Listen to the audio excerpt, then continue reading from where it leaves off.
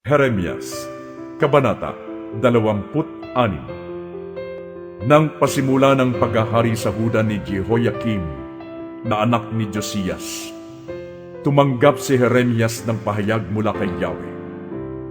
Tumayo ka sa bulwagan ng templo at sabihin mo sa lahat ng tao mula sa mga lungsod ng Huda na naroon upang sumamba kay Yahweh ang lahat ng iniuutos ko sa iyo. Huwag kang maglilihim ng anuman.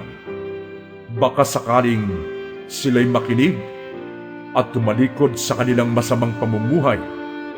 Kung magkagayon, baka magbago ang aking isip at hindi ko na itutuloy ang parusang inihahanda ko dahil sa kanilang masasamang gawa.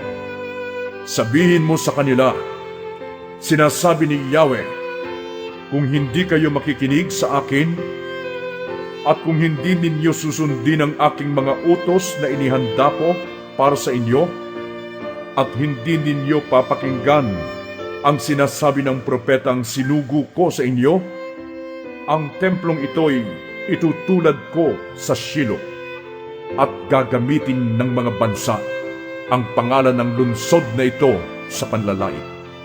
Ang pahayag na ito ni Jeremias ay napakinggan ng mga pari, ng mga propeta, at ng lahat ng taong nasa templo ni Yahweh. Pagkatapos niyang magsalita, si Jeremias ay dinakip nila at nagsigawan ng, "Dapat kang mamatay! Bakit nagpahayag ka sa pangalan ni Yahweh na matutulad sa Shilo ang templong ito? Mawawasak ang lungsod at walang matitirang sino man." At siya'y pinalitiran ng mga tao. Nang mabalitaan ito ng mga pinuno sa Huda, sila'y madaling nagtungo sa templo mula sa palasyo at naupo sa kanilang mga upuan sa may pagpasok ng bagong pintuan ng templo.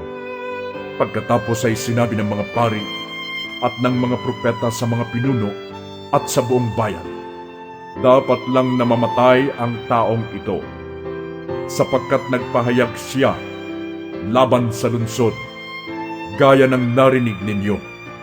Sinabi naman ni Jeremias sa mga pinuno at mga taong naroon, sinugo ako ni Yahweh upang magpahayag laban sa templong ito at laban sa lungsod, gaya ng narinig na ninyo. Kaya nga, magbago kayo ng inyong pamumuhay at mga gawain, at sundin ninyo ang utos ni Yahweh na inyong Diyos. Sa gayon, magbabago siya ng isip at hindi na itutuloy ang parusang inilalaan laban sa inyo. Ako ay nasa ilalim ng kapangyarihan ninyo. Maaari ninyong gawin ang anumang iniisip ninyong matuwid at makatarungan. Ngunit ito ang inyong tandaan. Kapag ako'y pinatay ninyo, pumatay kayo ng taong walang kasalanan. At ito'y magiging sumpa sa inyo at sa lungsod na ito, pati sa lahat ng naninirahan dito, sapagkat alam ninyong sinugo ako ni Yahweh upang sabihin sa inyo ang mga bagay na ito. Nang makapagsalita si Jeremias, sinabi ng mga pinuno at lahat ng tao sa mga pari at mga propeta, hindi dapat hatulan ng kamatayan ang taong ito, sapagkat ipinahayag niya sa atin ang ipinapasabi ni Yahweh. Tumayo ang ilang matatanda sa lupain at sinabi sa mga taong naroon, si Mikas na taga Moreset ay nagpahayag noong panahon ni Haring Hezekias ng Huda.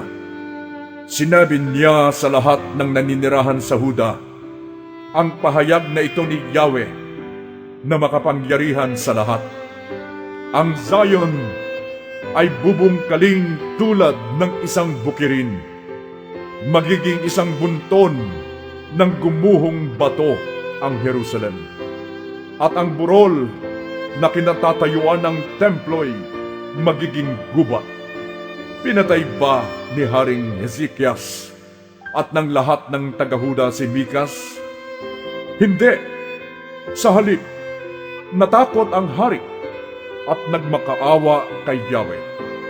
Nagbago naman ang isip ni Yahweh at hindi na itinuloy ang parusang ipapataw sa kanila. Ngunit tayo mismo ang naghahatid ng malaking kapahamakan sa ating sarili. May isa pang lalaking nagpahayag sa pangalan ni Yahweh. Siya si Urias, anak ni Simaya na tagalunsod ng Jearim. Nagpahayag siya laban sa lunsod na ito at sa lupain ito, kagaya rin ng sinabi ni Jeremias. Nang ito'y marinig ni Haring Jehoiakim at ng kanyang mga kawal at mga pinuno, binalak ng haring ipapatay siya.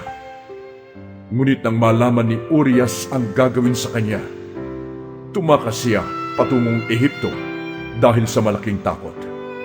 Kaya sinugo ni Haring Jehoiakim sa Ehipto si Elnatan na anak ni Akbor at ilan pang kasama nito. Inuha nila sa Ehipto si Urias. Dinala sa harapan ni Haring Jehoiakim at pinatay sa pamamagitan ng tabak, saka inihagis ang kanyang bangkay sa libingan ng mga karaniwang tao. Subalit si Jeremias ay binantayan ni Ahikam, anak ni Safan, kaya hindi siya napatay ng mga tao.